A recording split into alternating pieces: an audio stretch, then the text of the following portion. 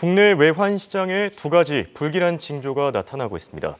특히 지난 주말에는 야당 대표가 제2의 IMF가 우려된다라고 밝히면서 시장의 주목을 끈 바 있는데요.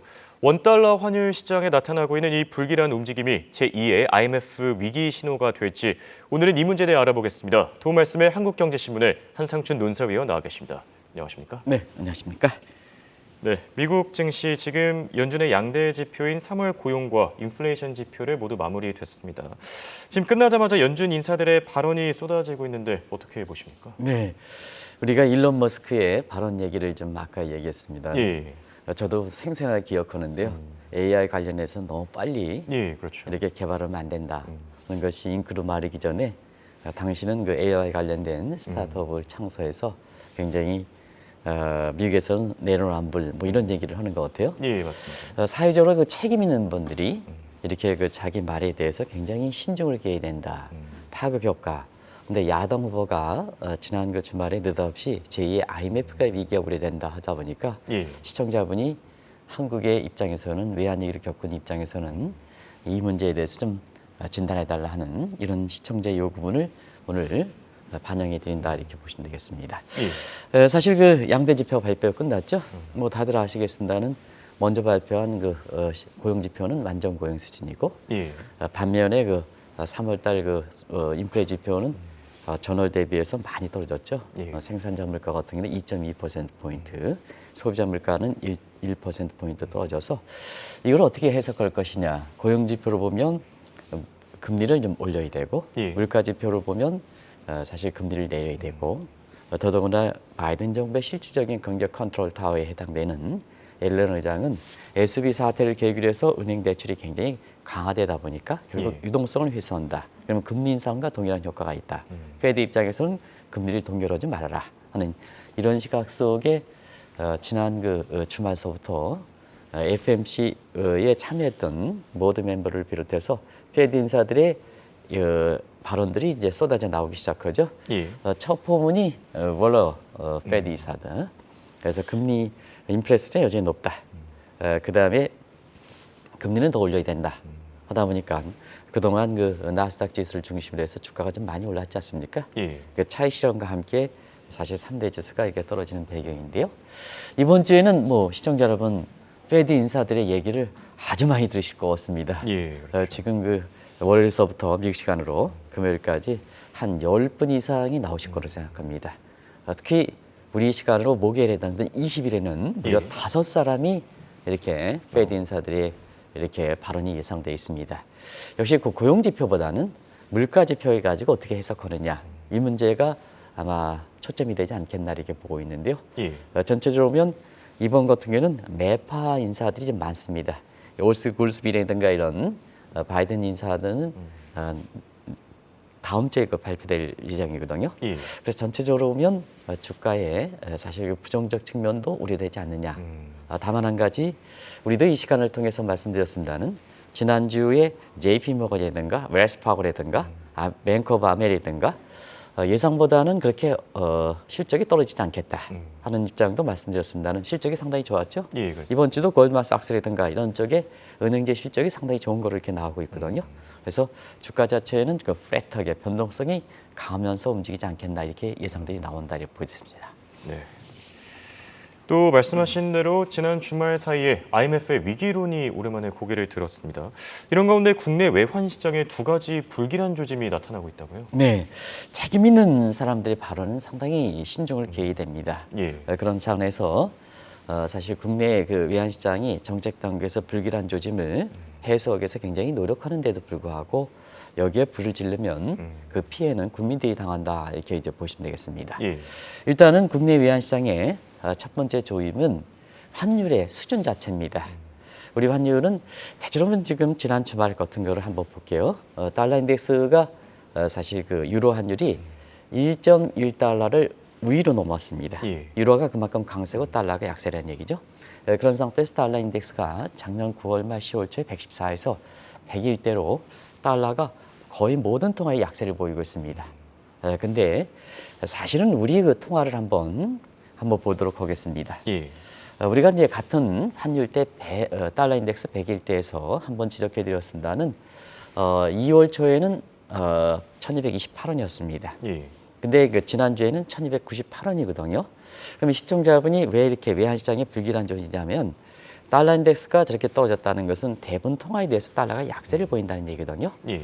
근데 똑같이 달러 인덱스가 100일대에서 두 달 만에 원달러 환율이 1228원에서 1298원으로 70원 정도 올라갔다는 것은 그만큼 달러에 대비해서는 원화가 약세, 원화에 대해서는 달러가 강세를 보인다는 얘기입니다. 예. 그래서 대부분 통화에 대해서는 달러는 약세를 보이지만 유독이 원화에 대해서는 달러가 강세를 보이는, 이걸 바꿔서 놓으면 유독히 원화 가치가 약세를 보이는 이런 형국을 보이고 있다. 예. 그 다음은 시기적으로 보면 지난 2월 달에 우리가 그 금리를 동결했지 않습니까? 예. 그리고 4월 달에 금리를 동결했지 않습니까?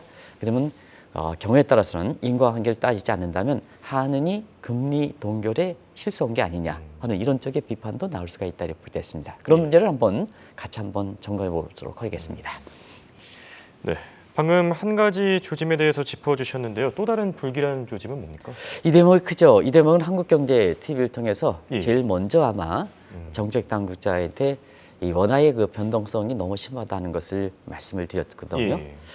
우리가 경제 외형상 규모는 무역 규모라든가 GDP 규모라든가 시가총액을 볼 때는 세계 10위 정도입니다. 근데 지금 그 세계 10위면 우리의 원화 가치도 그동안 그만큼 국제화돼서 주요 통화에 대해서 변동성이 좀 안정이 돼야 되거든요. 예. 근데 그 미국의 그 금리 인상 이후에 지금까지 보면 하루의 변동폭이 평균적으로 보면 0.53%다. 이걸 1,300원 기준으로 할 때는 지난 주말에 1,298원이었으니까 예. 계산을 좋게 1,300원이면 하루에 7에서 8원 다른다. 그럼 하루에 7에서 8원 다르면 원화 가치가 굉장히 이렇게 아래위로 움직이기 때문에 예. 여기에 이제 해외 여행을 하시거나 수주를 결제하시는 기업들 입장에서는 굉장히 고통을 당하는 수준이다 이렇게 보이겠습니다. 예. 더더구나 우리보다 낮은 국가들을 한번 변동성을 보겠습니다. 태국의 바트화, 우리가 외환위기를 같이 겪었죠. 이런 태국의 바트화라든가 이런 통화보다도 우리의 변동성이 더 심하다. 그리고 시청자분도 한번 그때 당시에 이걸 계산해서 드렸더니 굉장히 시청자분도 깜짝 놀라시더라고요. 예. 베트남 동화보다도 우리의 변동성이 5.8배나 이렇게 높았다. 그래서 2류 통화라든가 3류 통화 얘기를 하는 얘기가 바로 이런 대목이다 이렇게 됐습니다. 많이 흔들린다. 한 마디도 많이 흔들린다. 근데 이게 단기적 현상이냐? 그럼 중장기적으로 한번 보겠습니다. 예. 코로나 사태 이유를 본다면 저 표대로 보면 100원씩 움직입니다. 저 표는 굉장히 잘 아시기 때문에 제가 하겠습니다. 그래서 단기적으로도 미국의 금리 인상 이후에 베트남 동화보다도 사실 5배 정도 변동성이 심하고요. 중장기적으로 코로나 이유를 본다 하더라도 100원 정도 왔다 갔다 한다 하는 이런 정도로 보면 우리 그 국민들이라든가 기업들 입장에서는 굉장히 환율의 변동성이 심함에 따라서 경제 활동에 굉장히 지장을 초래하는 수준이다 이렇게 보겠습니다. 자, 지금 전반적인 달러 약세 속에 유일하게 달러화 대비 원화 가치가 떨어지고 있고요. 또 변동성이 심하다는 것은 한마디로 우리 내부적인 요인에 또 문제가 있다는 거 아닙니까? 네, 항상 내부적 요인을 많이 지적해드렸죠. 예. 그러면 대부분 달러가 모든 통화에 약세를 보이는데 왜 유독 이렇게 원화에 대비해서 달러가 강세를 보이는지, 달러에 대해서 원화가 약세를 보이는지, 유독 원화가 약세를 보인다는 것은 그만큼 우리 경제 펀더멘털이 안 좋다는 얘기입니다. 펀더멘털 안 좋은 얘기에서는 시청자 여러분 아시겠습니다는 우리 경제 전망이 안 좋죠. 예. 최근에 발표했던 것이 지난 주말에 IMF이기 때문에 IMF가 가지고 다시 한번 좀 말씀드리겠습니다. 우리 성장률 작년 7월부터 올해 성장률 4차례 정도 하향 조정만 했죠. 예. 그래서 최종적으로 지난주에 발표했던 것이 1.5%다. 그러면 이제 오크레 법칙상 우리 잠재 성장률을 2% 정도로 이렇게 본다면 0.5%포인트의 디프레 갭이다. 그리고 미국의 성장률이 이렇게 이번에 지난주에 냈던 게 1.6%거든요. 예. 미국보다도 우리가 성장률이 낮다. 이렇게 보시면 되겠습니다. 예. 우리가 미국처럼 경제 스케일 규모가 크고 그다음에 우리보다 경제 그 연령이 더 높은 상태에서 이렇게 보면 우리보다 경제 연령은 훨씬 높죠. 그렇죠. 우리는 1960년대 초반서부터 경제를 지금까지 이렇게 이루어졌으니까 경제 연령이 상당히 젊거든요. 그럼에도 불구하고 사실 이렇게 성장률이 미국보다 낮다 이렇게 됐습니다. 그리고 무엇보다도 13개월 연속 무역 수지 적자가 지속되고 있습니다. 예. 그리고 적자가 지속된다 하더라도 경상수지는 흑자가 유지돼야 되는데요. 사실 2010년 이후에 지금까지 12년 동안 무역 적자는 그렇게 수지를 흑자 이렇게 해서 불규칙 적자 하더라도 그나마 우리의 외환 시장이 안정성을 보였던 이것은 경상수지가 흑자세가 지속됐기 때문에 그렇거든요. 근데 올해 들어서는 무역 적자가 이렇게 길어지고 예. 적자 규모 커지고 그다음에 사실은 자본 수지라든가 이런 측면에서 여행 수지라든가 받치긴 해줍니다는 경상수지가 적자로 이렇게 돌아서는 것도 우리 펀더멘탈 측면에서 원화가 약세를 보인다 이렇게 보겠습니다. 그러면 이제 변동성이 심한 것은 왜 그럴까 하는 측면은 예. 이건 외국 자본의 유출에 비해서 그렇다. 요 대목은 간단히 좀 말씀드리면 예. 우리 원달러 환율이 적정선이 1235원이다. 그러면 그 밑에 떨어질 때는 외국 자본이 밖으로 나가고 그다음에 사실상 그 1,300원 이상일 때는 환차기에서 들어온다. 예. 그런데 우리 펀더멘탈이 안 좋기 때문에 사실 우리에 들어오는 자금들은 대부분 다 환차익이라든가 쉘터 같은 일시적 피난처의 그 자금들의 성격이기 때문에 예. 환율의 움직임에 따라서 들쑥날쑥하니까 변동성이 베트남 동화보다도 5배 정도 높을 정도로 사실상 그 우리의 변동성이 심하다 이렇게 볼 수도 있고요. 그리고 두 번째는 다이렉트 인베스트먼트, 직접 투자가 한국은 나가기만 하지 예. 외국에서 굵직굵직한 한국의 투자가 이루어지냐 다이렉트 인베스트먼트, 직접 투자가 이게 없다는 얘기입니다. 그러면 산업의 공동에서 도너스 연산성이 되다 보니까 결국은 포트폴리오에 의해서 외화 유출입이 되니까 변동성이 심하게 되는 이런 현상이 발생하고 있다 이렇게 볼 수 있습니다. 네.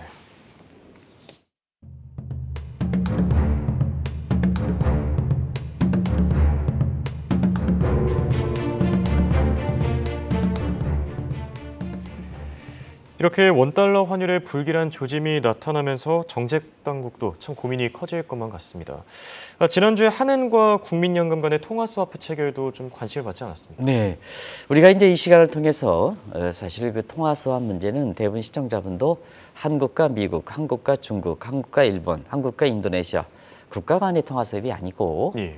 우리 내부적으로도 외화에 여유가 있는 기관과 통화 스왑을 좀 맺어달라 하는 쪽에 새로운 그 건의를 했습니다. 시간을 좀 늦긴 하지만 한은과 MPS 국민연금 간에 지난주에 350억 달러 비교적 큰 규모로 통화 수합을 했던 것이 결과적으로 보면 이게 어떤 분 같은 경우는 미국과 통화 수합을 맺지 않는데 한국의 기관 간의 통화 수합을 맺으면 효과가 있을까? 예. 그렇지 않죠? 왜냐하면 정책당과 MPS 간에 사실 통화 수합 이전에는 우리 원달러 환율이 1,320원 정도 이렇게 갔습니다. 근데 이 소식이 들으면서 하루에 17원 정도 하락하는 환율이 안정되는 모습을 보이고 있거든요. 예. 그런 측면에서 미국과 중국과 통화 사업을 맺는 거와 한국과 한국의 기관과 통화 사업을 맺는 것은 오히려 유용성 측면에서는 국내 기관과 맺는 것이 좋다는 것을 말씀을 드리겠습니다. 그래서 효과가 동일하다면 미국 측과 맺는 것보다도 사실 우리의 국민연금이라든가 KIS라든가 그다음에 일부 시중은행들이 갖고 있는 외화 자금들이 상당히 많거든요. 또 대부분 대기업들이 외화 자금을 갖고 있는 게 많습니다. 이런 쪽에 이렇게 확대시키는 것이 필요하다는 걸 꼭 좀 말씀드리겠습니다. 예. 그래서 정책당과 MPS 이외에 사실 다른 기관 간에 확대시킬 필요가 있다는 것을 말씀을 드리는데요. 여기에 이것만 하면 안 됩니다. 예. 몇 가지 부수적인 장치를 같이 만들어줘야 됩니다. 그런 각도에서 보면 사실 원화가 절상되는 것을 개입하는 것은 미국의 환율 보고서의 환율 조작으로 걸릴 가능성이 있기 때문에 예. 사실 환율이 올라가는 것, 그래서 일부 야당 의원이 얘기하는 것처럼 올라가면 원화가치 약세다, 제2의 외환위기다 이런 쪽으로 해서 나오는 것을 방지하기 위해서는 원화가 약세되는 것은 개입하더라도 국제적으로 문제가 안 된다. 이 부분에 대해서는 비대칭성 가지고 절상 부분이 되는 것은 개입을 좀 자제해야 돼. 단기에 원화가 절하가 되는 부분에 대해서는 사실 그것은 개입할 필요가 있다는 것을 말씀드리겠습니다. 그래서 비대칭적인 시각을 좀 갖고 있을 필요가 있다는 것을 말씀드리고 예. 그다음에 무역과 경상수지는 같은 각도에서 보실 필요가 있다는 것을 말씀드리고 그다음에 꼭 좀 부탁드릴 것은 이 문제입니다. 어리워닝 시스템에서 조기 경보 체제를 꼭 좀 실효성을 좀 검토해 놓으실 필요가 있다는 것을 말씀을 드리겠습니다. 예. 지금 우리나라의 정책 당국자 입장에서 사실 그 얼리워닝 시스템 조기 경보 체제에서 한동안 외환위기 때는 얘기하지 않다가 사실은 지금 것처럼 외환시장의 양대 불길한 조짐이 나왔을 때 이럴 때 필요한 거 얼리워닝 시스템이거든요. 예. 앞으로 야당연의 얘기대로 IMF 위기가 될 것이냐 아니냐, 이게 얼리워닝 시스템에서 위기가 발생하면 그 위에는 아무런 소용이 없는 거거든요. 예. 그래서 그 전에 조짐들을 미리미리 선제적으로 차단시킬 필요가 있다는 측면에서 얼리워닝 시스템을 이렇게 점검할 필요가 있다는 걸 말씀드리겠습니다. 한 가지 더, 이양 정책당과 NPS에서 한국경제TV가 건의했던 내용들을 받아들였으니까 꼭 좀 하겠습니다. 그리고 정부도 실행에 옮길 거로 없습니다. 지금 우리나라의 유력 인사들이 해외에 이렇게 상당 부분 이렇게 자금이 이출이 많은 것 같습니다. 예. 국제사회에서 보면 건대형 사건을 비롯한 비트코인 사건을 계기로 해서 한국이 유력 인사들의 해외 불법 자금들의 이런 상이 상당히 많은 것을 이렇게 알고 있습니다. 이 대목에서는 잘하고 계시는 이복현 원장을 비롯해서 더 신속하고 더 철저하게 규명하실 필요가 있다는 것을 말씀드리겠습니다. 이것뿐만 아니라 해외 부동산 실태에 대해서는 장부상이 아니라 현재가대로 얼만큼 지금 부실이 발생했는지, 지금 리치 상품이라든가 글로벌 리치 상품의 투자 수익률이 굉장히 안 좋거든요. 예. 그런 과정에서 보면 자, 해외 지금까지 부동산의 부분에 대해서 투자 없는 전격적으로 한번 실태를 조사할 필요가 있다는 걸 말씀드리고, 다른 한 가지 말씀드리면 국민정보를 비롯해서 국내 그 은행, 그다음에 증권사를 비롯해서 해외 투자에 대한 가이드는 좀 마련해 놔야 되지 않느냐.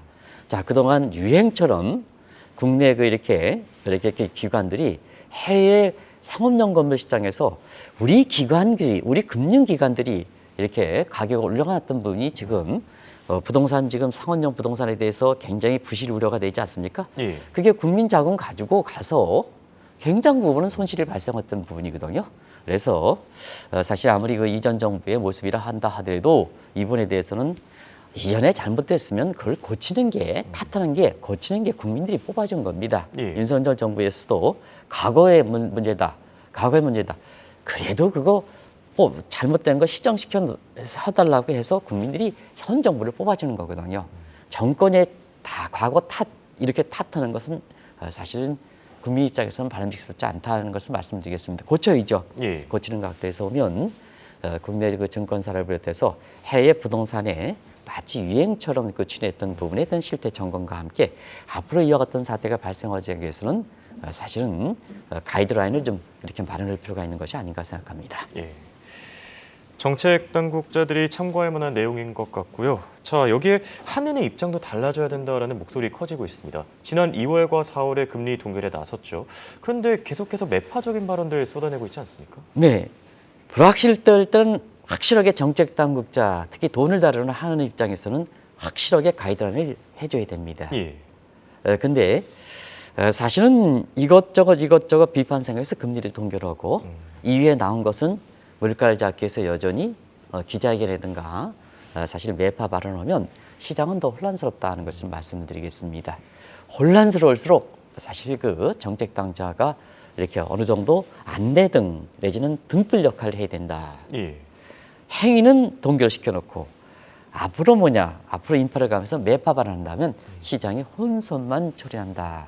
그 혼선만 처리한 것이 환율과 주가 같은 변동성을 키우는 요인이다 하는 걸 말씀을 드리겠습니다. 그 또 한 가지는 사실은 인플레 문제는 지금 어느 정도 잡히는 상황이거든요. 예. 그러면 뭐든지 지금에서부터는 다 아시겠습니다는 인플레 잡히는 상황에서 지금의 통화 정책을 보면 향후 9개월 이후의 시점, 1년 후의 시점이다. 그런 상태에서 보면 통화 정책의 우선순위는 변동성이 이렇게 여건이 변하면 우선순위도 바꿔줘야 된다 이렇게 됐습니다. 확실히 미국은 제니 옐런이 지금은 이제 인플레보다는 금리 인상보다는 사실 그냥 놔둬도 된다는 예. 입장을 밝히지 않습니까? 그게 선제적이다 이렇게 됐습니다.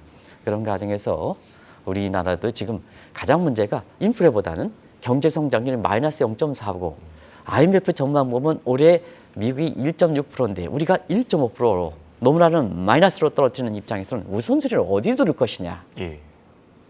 아무리 인플레 안정에 설립 목적이 있다 하더라도 사실 어디에 둘 것이냐 하는 이 측면을 생각해 보실 필요가 있지 않나 생각합니다.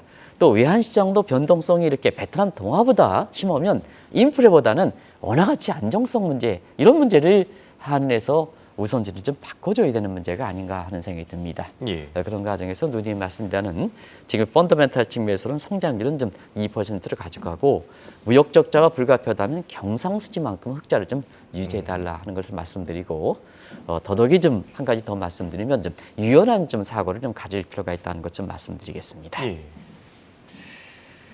자, 이런 상황에서 지난주 IMF 총회에 참석했던 지금 이창용 한은 총재, 인플레이션 타겟팅 상향 조정은 필요하지만 우리는 아니다라면서 다소 애매모호한 입장을 취했습니다. 네, 사실 이 대목이 지난 주말에 저한테도 질문했던 사항입니다. 예.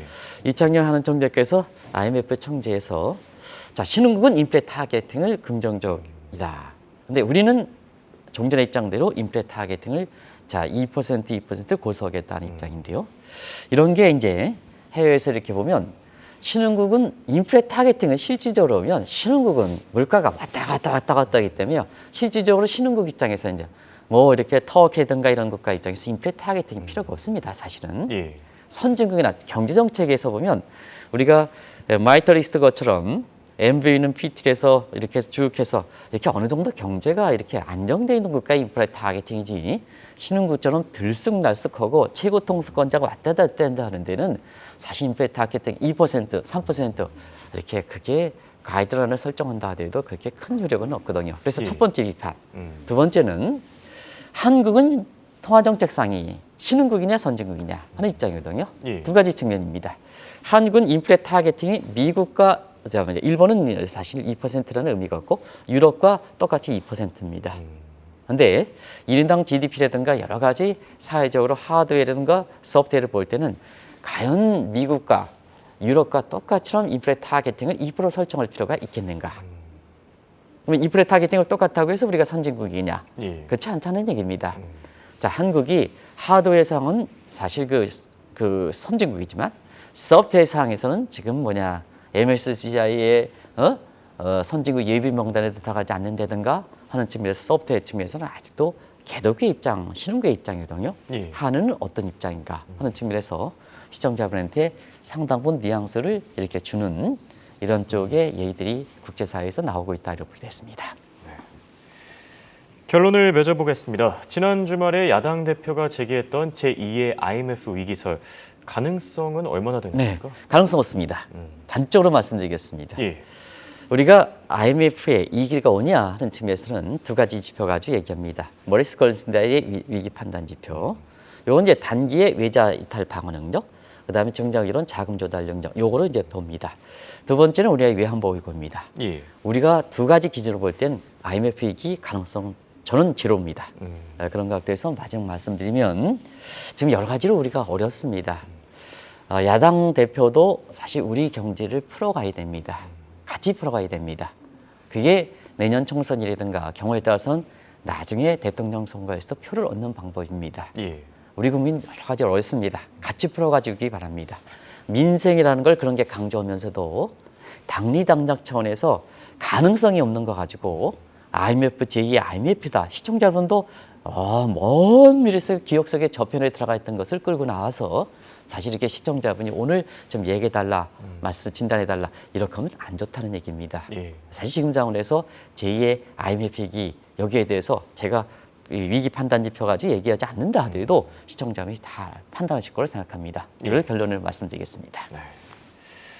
이렇게 오늘은 시장에서 돌고 있는 제2의 IMF 위기설을 주제로 얘기 나눠봤습니다. 지금까지 도움 말씀을 한국경제신문의 한상춘 논설위원이었습니다. 대단히 고맙습니다. 네, 고맙습니다.